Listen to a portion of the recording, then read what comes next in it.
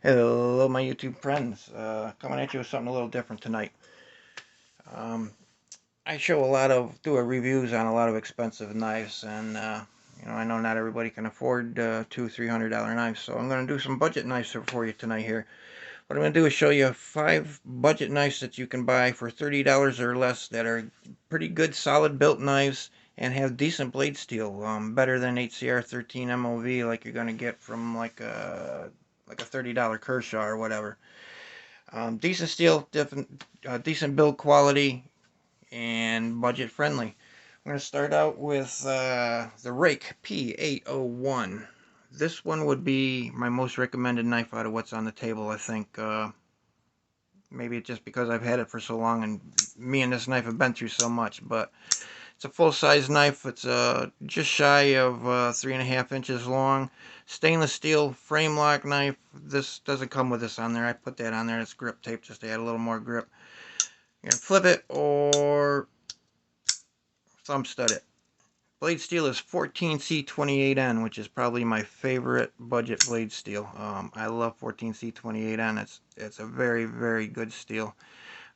Some people like the color, the pop of color, some don't. It doesn't bother me, but it's deep carry, reversible. No, it's not reversible. I'll be darned. Deep carry clip, right hand only. Sorry, lefties.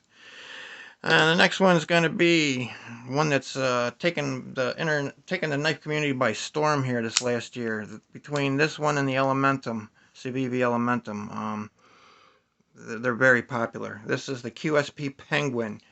Sheep's foot blade, just over 3 inches long. It's about 3.01 or 3, something like that, 3.01 inches long. Flat grind, good jimping on it, thumb stud deployment, liner lock, deep carry clip, reversible, which is reversible on this one. D2 tool steel.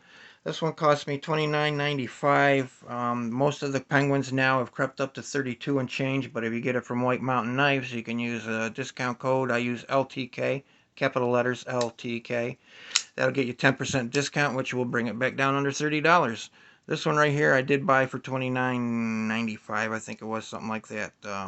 But micarta handles, D2 tool steel, excellent action.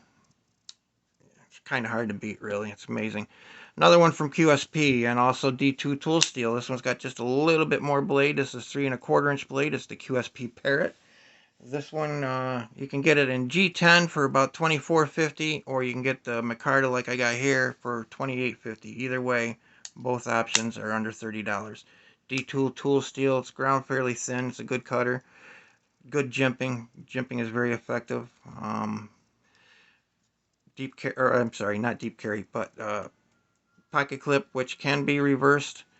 Um, Leaves just a little bit sticking out of your pocket that you can grab on, but not a lot. Doesn't stick out of your pocket too far.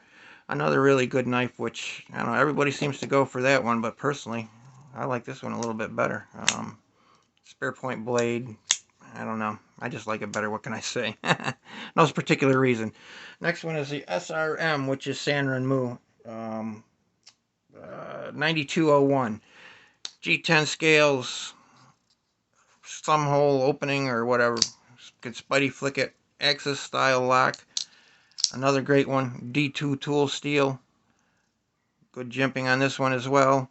Fits in the hand very good. This is a full-size knife. This one is actually 3.5 inch long blade, clip point. I love a clip point blade, so when I saw this, I just had to have it. I just love a good clip point. But another one that you can get cheap. That's another 29 and change. I forget exactly. Last one is a Gonzo. A lot of people don't like the Gonzos because they've done a lot of copies on other people's designs, but you know, it is what it is. The FH series is all D2 tool steel flippers, and look at the action on this thing. This is a $25 knife. Look at that. That's crazy. And as far as I know, this is their own design. If it's a copy of something, I'm not sure what it is a copy of, but I have a bunch of Gonzos. I try to stay away from the ones that are blatant, obvious ripoffs. But I do have a couple anyways. I won one. I won the one that looks like a Benchmade Osborne design in a giveaway by Neves Knives. and I got another one that looks like a Protec blade that I got. It was a gift from for my birthday this year. But most of the ones that I've bought have been the FH Series D2 that I think are their own designs. I don't know. Either way, they're not trying to sell them as somebody else's knife, so you know. I bought some Gonzos, and I'm going to show you one more that I bought as when I was learning how to sharpen, basically to use, so to learn how to sharpen. And after fiddling around with the knives, I decided I liked them enough that I bought more of them. So look at that action. Come on. $25 knife. D2 tool steel G10. Whoops. That, you know, hard to beat. I'm going to show you a couple wild cards here. This one is $21.50. C12C27 blade steel, which is another good steel. Sandvik steels are good. Might as well just say it and get it over with. Yeah, it looks like a Sebenza. Pretty much a copy of the Sebenza. There's not no ifs, ands, or maybes about it. It is. You can see it. It's pretty obvious. But again, they're not trying to say that it's a Sebenza. They're not trying to pass it off on anybody as a Sebenza. It's plainly marked G10 instead of titanium, liner lock instead of frame lock. Everybody's going to know this is not a Sebenza. So, but if you don't like it, don't buy it. That's all. I'm just giving you options out there for $30 or less. Good blade steel, solid built. Another one with good. Look at that action. That's just drop shut action. It's crazy. $21.50 on Amazon. And the last one, if you like fixed blades and you EDC a fixed blade, another Gonzo, FH805. This is actually real Kydex. I'm not big on the pocket clip, but it does work. I usually just drop the whole knife and all, sheath and all, right in the pocket. And when I do that, it rides up to about here. About that much of it sticks out of my pocket. So either that or I just put this on my belt. I have a spare set of soft loops that I'm probably going to throw on this and just, you know, wrap the soft loops, wrap it around, and I'll carry a scout carry. But excellent fit, no rattle or anything. This is $29.95. Look at that ballistic fit.